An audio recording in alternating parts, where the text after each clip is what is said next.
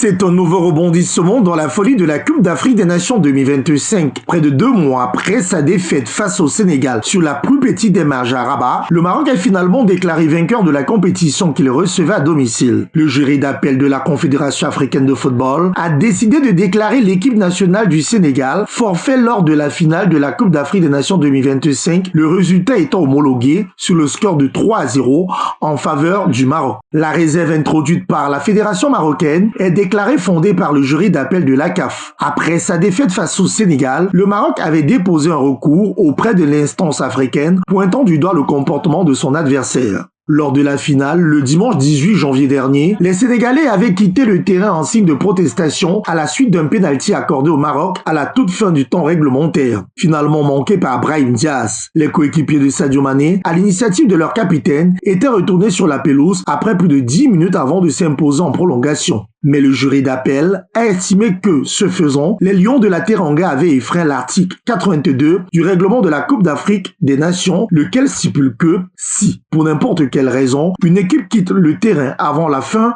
réglementaire du match sans l'autorisation de l'arbitre, elle sera considérée comme perdante et sera définitivement éliminée de la compétition en cours. Ce match avait également été marqué par des débordements en tribune avec des bagarres éclatant dans le stade Prince Moulay Abdellah. Plus de 2 mois après la remise du trophée, cette incroyable finale de la CAN 2025 continue donc de livrer de nouveaux rebondissements. Plusieurs joueurs sénégalais ont réagi sur leurs réseaux sociaux pour dénoncer cette décision. Le Sénégal dispose toujours d'un recours possible devant le tribunal arbitral du sport dans un délai de 10 jours pour conserver son trophée acquis il y a 2 mois. La fédération sénégalaise a même annoncé dans la nuit qu'elle allait se saisir de cette possibilité. Pour la défense de ses droits et de ses intérêts du football sénégalais, la fédération engagera dans les plus brefs délais une procédure d'appel devant le tribunal arbitral du sport à Lausanne. Affaire à suivre.